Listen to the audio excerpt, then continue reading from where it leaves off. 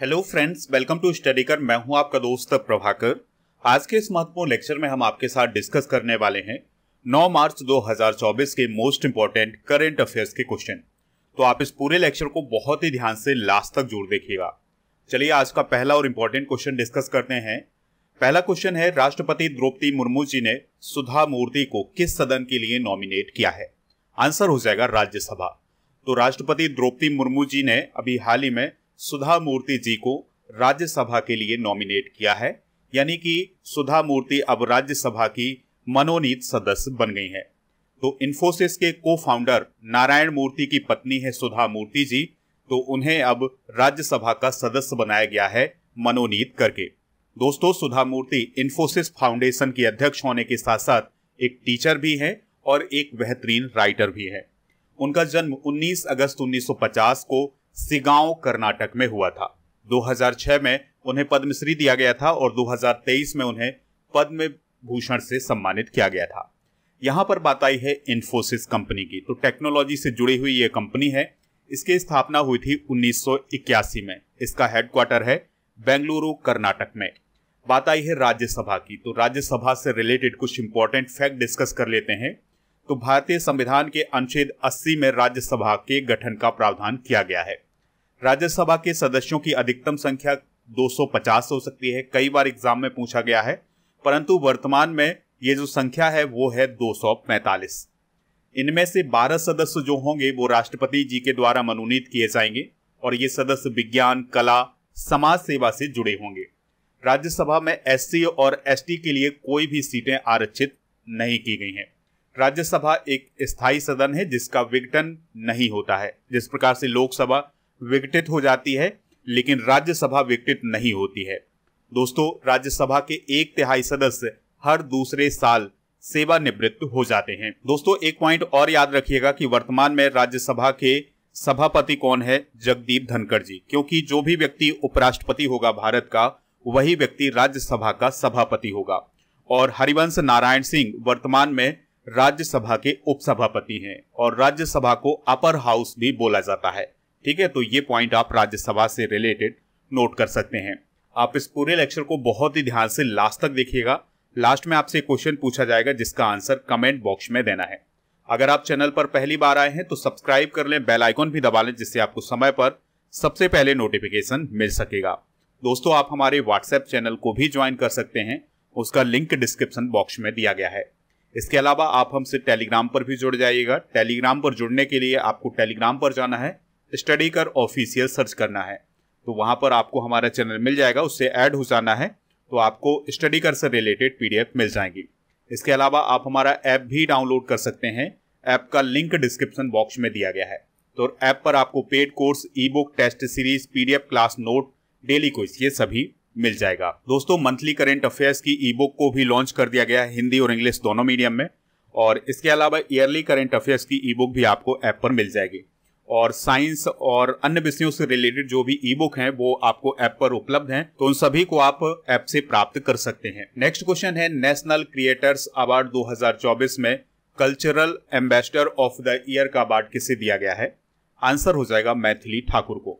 तो अभी हाल ही में नेशनल क्रिएटर्स अवार्ड कार्यक्रम का आयोजन भारत मंडपम दिल्ली में आयोजित किया गया है। दोस्तों, आपसे एक क्वेश्चन भी पूछा जा सकता है कि भारत मंडपम क्या है?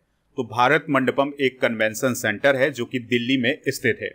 तो ये जो नेशनल क्रिएटर्स अवार्ड्स कार्यक्रम है ये भारत मंडपम में ही आयोजित किया गया था और इसके दौरान जो नेशनल क्रिएटर्स अवार्ड दिए गए हैं वो प्रधानमंत्री नरेंद्र मोदी जी ने प्रदान किए हैं।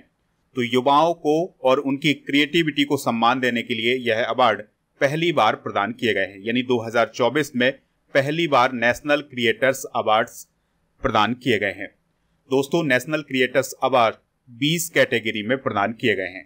चलिए नेशनल क्रिएटर्स अवार्ड 2024 के विजेता डिस्कस कर लेते हैं। तो दोस्तों, 20 कैटेगरी हैं, आप इनको नोट कर सकते हैं। Celebrity creator of the year का अवार्ड दिया गया है अमन गुप्ता को। यहां पर आप देख सकते हैं, ये है Aman Gupta. Best nano creator का अवार्ड दिया गया है पीयूष पुरोहित को। बेस्ट माइक्रो क्रिएटर का अवार्ड दिया गया है अरिदमन को। Best creator in gaming category का अवार्ड दिया गया है निश्चय को। इसके अलावा best health and fitness creator का अवार्ड दिया गया है अंकित बयानपुरिया को। Best creator in food category का अवार्ड दिया गया है कविता सिंह को। मोस्ट क्रिएटिव क्रिएटर पुरुष का अवार्ड दिया गया है आरजे रौनक को और मोस्ट क्रिएटिव क्रिएटर महिला का अवार्ड दिया गया है श्रद्धा को। हेरिटेज फैशन आइकॉन का अवार्ड दिया गया है जानवी सिंह को। हाल ही में प्रदान किए गए कुछ प्रमुख पुरस्कार भी डिस्कस कर लेते हैं। तो अभी हाल ही में यतिन भास्कर दुग्गल को राष्ट्रीय युवा संसद महोत्सव 2024 में प्रथम पुरस्कार प्राप्त हुआ है। टाइगर वुड्स को बॉब जोन्स पुरस्कार प्राप्त हुआ है। डॉक्टर प्रदीप महाजन को महाराष्ट्र भूषण पुरस्कार 2024 से सम्मानित किया गया है। सुनील भारती मित्तल को नाइटहुड सम्मान दिया गया है यूनाइटेड किंगडम में। पंकज कुमार चटर्जी को रोमैन रोलैंड पुस्तक पुरस्कार दिया गया है। डॉक्टर अदिति सैंडे को जीडी बिरला पुरस्कार 2023 दिया गया है। हिमाचल प्रदेश 2024 में सबसे स्वागत योग्य क्षेत्र घोषित किया गया है। एलेक्स डॉसन को underwater photographer of the year 2024 का अवार्ड दिया गया है। शशि थरूर को knight of the Legion of Honour का सम्मान दिया गया है फ्रांस की गवर्नमेंट के द्वारा। आरपीएफ कांस्टेबल शशिकांत कुमार को जीवन रक्षक पदक दिया गया है। गुलजार और जगत गुरु रामभद्राचार्य जी को ज्ञानपीठ पुरस्कार 2023 से सम्मानित किया गया है। नेक्स्ट क्वेश्चन है, केंद्र सरकार के द्वारा इंडिया एआई मिशन के लिए कितना बजट प्रदान किया गया है? आंसर हो जाएगा 10,372 करोड़ रुपए। तो इस प्रकार के क्वेश्चन कई बार एग्जाम में बनते हैं, तो इस क्वेश्चन को आप नोट कर लीजिएगा। तो केंद्र सरकार के द्वारा भी हाल ही में इंडिया एआई मिशन के लिए 10,372 करोड़ रुपए के बजट का प्रावधान किया गया है। दोस्तों, इस मिशन के द्वारा पूरे देश में भारत एआई नवाचार केंद्र यानी इंडिया एआई इनोवेशन सेंटर स्थापित किए जाएंगे। इसके अलावा कंप्यूटिंग क्षमता को भी बढ़ाया जाएगा पूरे भारत में और इस मिशन के तहत 2 या 3 शहरों में डेटा और आर्टिफिशियल इंटेलिजेंस लैब बनाए जाएंगे। दोस्तों, आर्टिफिशियल इंटेलिजेंस क्या होता है? तो आप सभी लोग जानते हैं आर्टिफिशियल इंटेलिजेंस को। चैटबॉट आपने यूज किया होगा, तो उसमें आप जब भी कोई क्वेश्चन करते हैं तो वो उसका आंसर देता है। इसी प्रकार के बहुत सारे रोबोट बन रहे हैं आजकल, तो उन्हें हम आर्टिफिशियल इंटेलिजेंस बोलते हैं। यानी कि सॉफ्टवेयर का यूज करके जिस प्रकार से मानव इंटेलिजेंस तरीके से सोचता है, उसी प्रकार के जो रोबोट बनाए जा रहे हैं, इसी टेक्नोलॉजी को हम आर्टिफिशियल इंटेलिजेंस बोलते हैं। अब हम कुछ इंपॉर्टेंट करंट अफेयर्स डिस्कस कर लेते हैं। चलिए दोस्तों, कुछ इंपॉर्टेंट करंट अफेयर्स डिस्कस कर लेते हैं जो कि आपके एग्जाम के लिए बहुत इंपॉर्टेंट है। अगर आपसे क्वेश्चन पूछा जाए कि पहला आर्टिफिशियल इंटेलिजेंस सेफ्टी समिट का आयोजन कहाँ किया गया था 2023 में, तो उसका आयोजन यूनाइटेड किंगडम में किया गया था। अभी हाल ही में केंद्र सरकार के द्वारा आर्टिफिशियल इंटेलिजेंस पर आधारित अनुवादनी ऐप को लॉन्च किया गया है। भारत का पहला आर्टिफिशियल इंटेलिजेंस स्कूल किस राज्य में खोला गया है? आंसर हो जाएगा केरल में। दुनिया की पहली रोबोट सीईओ कौन बनी है? मिका। और किस कंपनी में वो सीईओ बनी है? तो ग्लोबल कंपनी में। इसके अलावा आर्टिफिशियल इंटेलिजेंस रिसर्च संगोष्ठी 2023 का आयोजन भारत में कहाँ किया गया था? तो इसका आयोजन नई दिल्ली में किया गया था। गूगल ने artificial intelligence neural network Gemini AI को लॉन्च किया है। तो आपसे क्वेश्चन पूछा जा सकता है कि जेमिनी एआई को किसने लॉन्च किया है? तो इसको गूगल ने लॉन्च किया है। अभी हाल ही में गूगल के द्वारा गूगल बार्ड नामक आर्टिफिशियल इंटेलिजेंस संचालित चैट बॉट लॉन्च किया गया है। जिस प्रकार से चैट जीपीटी है, उसी प्रकार से गूगल बार्ड को लॉन्च किया गया है। भारत की पहली आर्टिफिशियल इंटेलिजेंस न्यूज एंकर का क्या नाम है? लिसा। नेक्स्ट क्वेश्चन है, खसरा और रूबेला चैंपियन पुरस्कार किस देश को प्रदान किया गया है? आंसर हो जाएगा भारत को। तो दोस्तों, अभी हाल ही में भारत को खसरा और रूबेला चैंपियन पुरस्कार प्रदान किया गया है। यह पुरस्कार किसके द्वारा दिया गया है? तो दी मीजल्स एंड रूबेला पार्टनरशिप के द्वारा। तो अभी हाल ही में the measles and rubella partnership के द्वारा एक कार्यक्रम आयोजित किया गया था अमेरिका में, और इसी कार्यक्रम के दौरान भारत को measles and rubella champion award से सम्मानित किया गया है। यह अवार्ड भारत को क्यों प्रदान किया गया है? तो भारत के द्वारा खसरा और रूबेला की रोकथाम के लिए जो प्रयास किए जा रहे हैं, तो इन प्रयासों के लिए भारत को यह पुरस्कार दिया गया है। तो अमेरिका में भारत की उप राजदूत हैं श्री प्रिया रंगनाथन, तो उन्होंने यह पुरस्कार प्राप्त किया है। बात करते हैं खसरा की। तो खसरा एक अत्यधिक संक्रामक रोग है, यानी कि यह मनुष्यों में बहुत जल्दी फैलता है और खसरा रोग ज्यादातर बच्चों को होता है। और किस वायरस से फैलता है यह रोग, तो आपको याद रखना है मोरबिली वायरस से फैलता है। तो काफी इंपॉर्टेंट पॉइंट हो जाएगा कि खसरा मोरबिली वायरस से फैलता है। दोस्तों, जब किसी बच्चे को या किसी व्यक्ति को खसरा हो जाता है तो उसके लक्षण क्या दिखाई देते हैं, तो शरीर पर लाल धब्बे बन जाते हैं, खांसी आती है और आंखों में सूजन आ जाती है। रूबेला की बात करें तो रूबेला खसरा का ही एक प्रकार होता है। रूबेला को जर्मन खसरा भी कहा जाता है। अभी हाल ही में भूटान देश के द्वारा रूबेला को समाप्त किया गया है। ठीक है, तो ये क्वेश्चन आपसे पूछा जा सकता है कि हाल ही में किस देश ने रूबेला को समाप्त किया है। आंसर हो जाएगा भूटान। चलिए कुछ इंपॉर्टेंट करंट अफेयर्स डिस्कस कर लेते हैं। तो अभी हाल ही में WHO के द्वारा कैप वर्दे नामक देश को मलेरिया मुक्त देश घोषित किया गया है। निमहांस संस्था को WHO के द्वारा 2024 का नेल्सन मंडेला पुरस्कार दिया गया है। कालाजार से मुक्त होने वाला पहला देश कौन है? बांग्लादेश। तो ये काफी इंपॉर्टेंट पॉइंट है।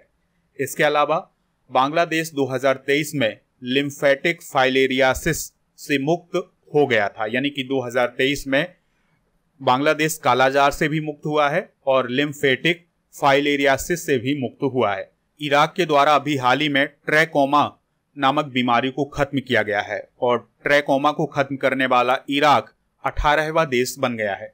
दोस्तों, आपको याद रखना है कि 2014 में भारत को ऑफिशियली तौर पर पोलियो मुक्त घोषित किया गया था। अगला क्वेश्चन है, भारत की पहली ड्राइवर लेस मेट्रो ट्रेन की शुरुआत कहां होगी? आंसर हो जाएगा बेंगलुरु में। तो बेंगलुरु में ड्राइवर लेस मेट्रो ट्रेन की शुरुआत की जाएगी और यह भारत की पहली ड्राइवर लेस मेट्रो ट्रेन होगी। ठीक है, और दोस्तों यह जो मेट्रो ट्रेन है जिस लाइन पर चलेगी या जिस लाइन पर चलेगी उसे येलो लाइन बोला जाएगा। तो Bengaluru metro rail corporation limited के द्वारा ड्राइवर लेस मेट्रो ट्रेन की शुरुआत की जाएगी। दोस्तों, आरवी रोड और बोम्बा संद्रा को जोड़ने वाली 18.8 किलोमीटर लंबी लाइन पर भारत की पहली ड्राइवर लेस मेट्रो ट्रेन चलाई जाएगी और जो पटरियों की निगरानी है वो आर्टिफिशियल इंटेलिजेंस टेक्नोलॉजी का उपयोग करके की जाएगी। इसके अलावा दोस्तों रेलवे से रिलेटेड कुछ इंपॉर्टेंट करंट अफेयर्स भी डिस्कस कर लेते हैं। तो रेलवे सुरक्षा बल के महानिदेशक कौन बने हैं? मनोज यादव। रेलवे बोर्ड की चेयरमैन कौन है वर्तमान में? जया वर्मा सिन्हा। रेल मंत्री कौन है? अश्वनी वैष्णव। भारतीय रेलवे ने किस वर्ष तक शुद्ध शून्य कार्बन उत्सर्जक बनने का लक्ष्य रखा है? 2030 तक। किस रेलवे जोन ने मार्च 2023 में पूरे ब्रॉडगेज का 100% विद्युतीकरण हासिल किया है? मध्य रेलवे जोन ने। मार्च 2023 में भारतीय रेलवे द्वारा किस राज्य के पूरे ब्रॉडगेज नेटवर्क का विद्युतीकरण किया गया है? उत्तराखंड। एशिया की पहली हाइड्रोजन ट्रेन किस देश में लॉन्च की गई है? चाइना में। देश की पहली अंडर वाटर मेट्रो ट्रेन कहां चलाई गई है? कोलकाता में। तो इसका उद्घाटन अभी हाल ही में प्राइम मिनिस्टर मोदी जी के द्वारा किया गया है। भारत की पहली हाइड्रोजन से चलने वाली ट्रेन कहां शुरू होगी? हरियाणा में। तो ये सभी करंट अफेयर्स आप नोट कर लीजिएगा। 2023-24 में प्रथम डिस्कस कर लेते हैं। तो देश का पहला डिजिटल राष्ट्रीय संग्रहालय कहां खोला गया है? हैदराबाद में। जाति जनगणना शुरू करने वाला दूसरा राज्य कौन बना है? आंध्र प्रदेश। पहला राज्य कौन है? बिहार। 100% इलेक्ट्रिक बाइक टैक्सी की शुरुआत की गई है असम राज्य में। पीएम विश्वकर्मा योजना लागू करने वाला पहला केंद्र शासित प्रदेश है जम्मू कश्मीर। अभी हाल ही में भारत का पहला गर्ल्स सैनिक स्कूल कहां स्थापित किया गया है? मथुरा उत्तर प्रदेश में। देश का पहला डार्क स्काई पार्क कहां स्थापित किया गया है? महाराष्ट्र के पैंच टाइगर रिजर्व में। अनाथ बच्चों के लिए योजना बनाने वाला पहला राज्य कौन है? हिमाचल प्रदेश। देश का पहला आर्टिफिशियल इंटेलिजेंस शहर कौन बनेगा? लखनऊ, जो कि उत्तर प्रदेश में है। नेक्स्ट क्वेश्चन है, भारत में फॉर्मूला 1 ईंधन का उत्पादन कौन करेगा? आंसर हो जाएगा इंडियन ऑयल। फॉर्मूला 1 ईंधन का मतलब ये है कि जो फॉर्मूला 1 में कारें चलाई जाती हैं उसके लिए ईंधन बनाना।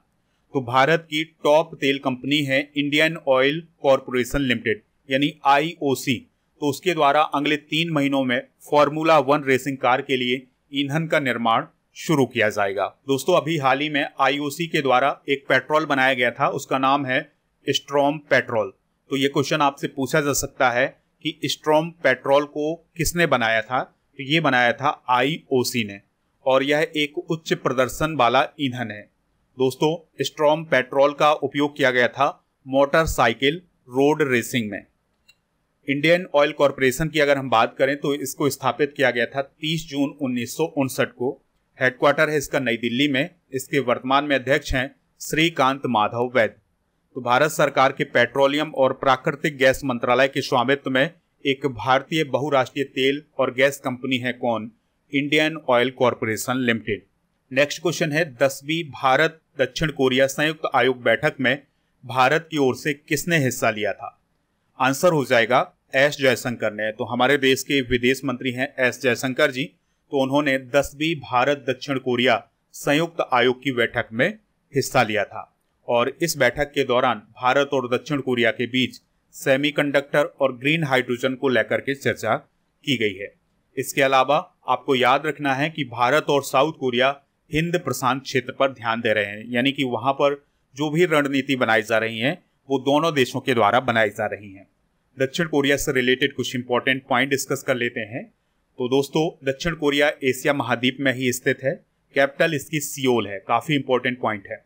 प्राइम मिनिस्टर हैं हान डक-सू, राष्ट्रपति हैं यून सुक ओल, करेंसी है वॉन और दक्षिण कोरिया को शांत स्वभाव की भूमि भी कहा जाता है। चलिए अब कुछ इंटरनेशनल करंट अफेयर्स भी डिस्कस कर लेते हैं। तो अभी हाल ही में तामस सुलोक हंगरी के नए राष्ट्रपति बने हैं। दुबई में world first jet suit race का आयोजन किया गया है। घाना की संसद के द्वारा LGBTQ विरोधी विधेयक पारित किया गया है। पेरू में अभी हाल ही में डेंगू स्वास्थ्य आपातकाल की घोषणा की गई है। दक्षिण कोरिया में प्रजनन दर अपने न्यूनतम स्तर पर पहुंच गई है। न्यूजीलैंड की सरकार ने तंबाकू विरोधी कानून को अभी हाल ही में निरस्त कर दिया है। थाईलैंड में भगवान बुद्ध के पवित्र अवशेष की स्थापना की गई है। नेक्स्ट क्वेश्चन है साहित्य अकेडमी के द्वारा विश्व के सबसे बड़े साहित्योत्सव का आयोजन कहां किया जाएगा? आंसर हो जाएगा नई दिल्ली में। तो दोस्तों, साहित्य अकेडमी के साल 70 वर्ष पूरे हो गए हैं, तो इसी के उपलक्ष्य में साहित्योत्सव का आयोजन किया जाना है और पहली बार विश्व के सबसे बड़े साहित्य उत्सव के रूप में इसका आयोजन किया जाना है। और इस उत्सव में भारत के प्रसिद्ध उर्दू लेखक और गीतकार गुलजार के द्वारा व्याख्यान भी दिया जाएगा। आपको याद रखना है कि इस उत्सव का आयोजन 11 से 16 मार्च 2024 तक किया जाएगा। दोस्तों, यहाँ पर बात आई है साहित्य अकेडमी की, तो उससे रिलेटेड कुछ इंपॉर्टेंट पॉइंट डिस्कस कर लेते हैं। तो साहित्य अकेडमी का काम क्या होता है? तो भारत की भाषाओं के साहित्य को बढ़ावा देना। साहित्य अकेडमी की स्थापना कब की गई थी? 12 मार्च 1954 को। साहित्य अकेडमी का कार्यालय दिल्ली में रविंद्र भवन में है और वर्तमान में इसके अध्यक्ष हैं माधव कौशिक। साहित्य अकेडमी पुरस्कार हर साल प्रदान किए जाते हैं 24 भाषाओं में। तो 22 वो भाषाएं जो भारतीय संविधान की 8वीं अनुसूची में हैं और इसके अलावा राजस्थानी और अंग्रेजी में भी साहित्य अकेडमी पुरस्कार दिए जाते हैं। तो 2023 में जो साहित्य अकेडमी पुरस्कार दिए गए हैं उनमें से हिंदी का जो साहित्य अकेडमी पुरस्कार है ये संजीव को प्रदान किया गया था। किस रचना के लिए? मुझे पहचानों के लिए। और अंग्रेजी का साहित्य अकेडमी अवार्ड दिया गया था नीलम शरण गौर को। और किस रचना के लिए? रैक्यूम इन रागा जानकी के लिए। डोंगरी का विजय वर्मा को, पंजाबी का स्वर्णजीत सभी को, गुजराती का दिया गया था विनोद जोशी को और संस्कृत का साहित्य अकेडमी अवार्ड अरुण रंजन मिश्र को प्रदान किया गया था। नेक्स्ट क्वेश्चन है अंतरराष्ट्रीय सौर गठबंधन में शामिल होने वाला 57वां देश कौन बना है? आंसर हो जाएगा पनामा। अभी कुछ समय पहले हमने डिस्कस किया था कि अंतरराष्ट्रीय सौर गठबंधन में शामिल होने वाला 119वां देश कौन बना है? तो वो बना है माल्टा। लेकिन अब 57वां देश कौन बना है? पनामा बना है, क्योंकि पनामा ने बहुत समय पहले घोषणा कर दी थी। डॉक्यूमेंट अभी सौंपे हैं पनामा ने। दोस्तों, अभी हाल ही में नई दिल्ली में भारत के संयुक्त सचिव अभिषेक सिंह और भारत में पनामा की राजदूत यासील बुरिलो के बीच में एक बैठक हुई और इसी बैठक के दौरान पनामा के द्वारा ISO यानी इंटरनेशनल सोलर अलायंस में शामिल होने के लिए डॉक्यूमेंट सौंपे गए हैं। बात करते हैं अंतरराष्ट्रीय सौर गठबंधन की यानी इंटरनेशनल सोलर अलायंस की। तो इसकी स्थापना 2015 में भारत और फ्रांस के द्वारा की गई थी और इसमें सदस्यों की संख्या 120 से अधिक है। इसके महानिदेशक हैं अजय माथुर और इसका मुख्यालय गुरुग्राम में स्थित है। चलिए कुछ इंपॉर्टेंट करंट अफेयर्स डिस्कस कर लेते हैं। तो भारत का सबसे बड़ा बैटरी एनर्जी स्टोरेज सिस्टम आधारित सौर ऊर्जा संयंत्र छत्तीसगढ़ के राजनांद गांव में स्थापित किया गया है। मध्य प्रदेश का पहला सौर ऊर्जा संचालित शहर कौन है? सांची। उत्तर भारत की सबसे बड़ी फ्लोटिंग और सौर ऊर्जा परियोजना चंडीगढ़ में तैयार की गई है। केरल में भारत की पहली सौर ऊर्जा से संचालित नौका आदित्य शुरू की गई है। इसके अलावा गुजरात के मेहसाणा जिले के मोढेरा गांव को भारत का पहला सौर ऊर्जा संचालित गांव घोषित किया गया है। सौर ऊर्जा पर 100% चलने वाला भारत का पहला केंद्र शासित क्षेत्र कौन है? द्वीप। अगला क्वेश्चन है, सी डिफेंडर्स 2024 अभ्यास का आयोजन भारत और किस देश के तटरक्षक बल के साथ किया जाएगा? आंसर हो जाएगा अमेरिका। तो भारत और अमेरिका के कोस्ट गार्ड के बीच में पोर्ट ब्लेयर में एक संयुक्त अभ्यास आयोजित किया जाना है, जिसका नाम है सी डिफेंडर्स 2024। इसका आयोजन 9 और 10 मार्च 2024 को किया जाएगा। दोस्तों, इस अभ्यास के दौरान समुद्री डकैती और चुनौतीपूर्ण खतरों से निपटने के लिए अभ्यास किया जाएगा। बात करते हैं इंडियन कोस्ट गार्ड की। तो इंडियन कोस्ट गार्ड का मुख्यालय कहाँ है? नई दिल्ली में। इसकी स्थापना कब हुई थी? अगस्त 1978 में। महानिदेशक कौन है? राकेश पाल। भारतीय तटरक्षक दिवस कब मनाया जाता है? 1 फरवरी को। और भारतीय तटरक्षक बल का काम क्या होता है? तो इसका काम होता है भारत की समुद्री सीमा की रक्षा करना। तो दोस्तों, ये थे आज के करंट अफेयर्स के क्वेश्चन। चलिए अब हम रिवाइज करते हैं कल के करंट अफेयर्स के क्वेश्चन। हाल ही में किस राज्य ने ग्रीन हाइड्रोजन नीति को मंजूरी दी है? उत्तर प्रदेश। 5वें राष्ट्रीय युवा संसद महोत्सव 2024 में प्रथम पुरस्कार किसने जीता है? यतिन भास्कर दुग्गल ने। एनएसओ के द्वारा 2023 में भारत की बेरोजगारी दर कितनी हो सकती है? 3.1%। नीति फॉर स्टेट्स प्लेटफॉर्म को किसने लॉन्च किया है? अश्विनी वैष्णव ने।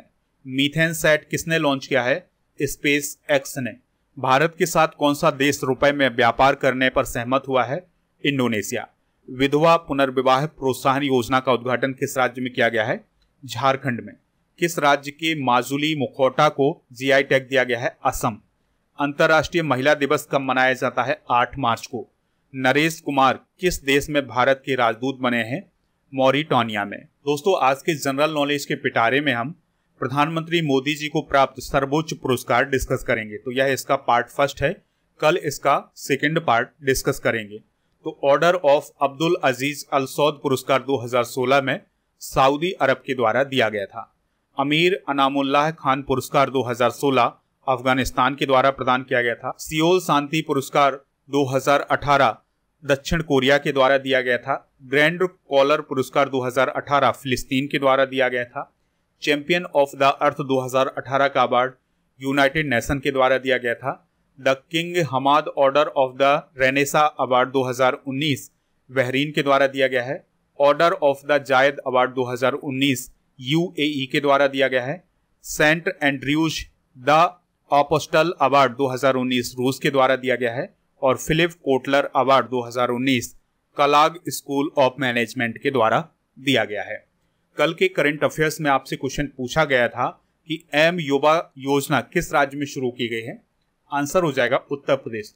तो लगभग सभी लोगों ने इसका आंसर उत्तर प्रदेश बताया हुआ है। तो आज का क्वेश्चन है, राज्यसभा का वर्णन किस अनुच्छेद में किया गया है? जो भी इसका राइट आंसर हो कमेंट बॉक्स में जरूर बताएं। हमें इंतजार रहेगा आपके आंसर।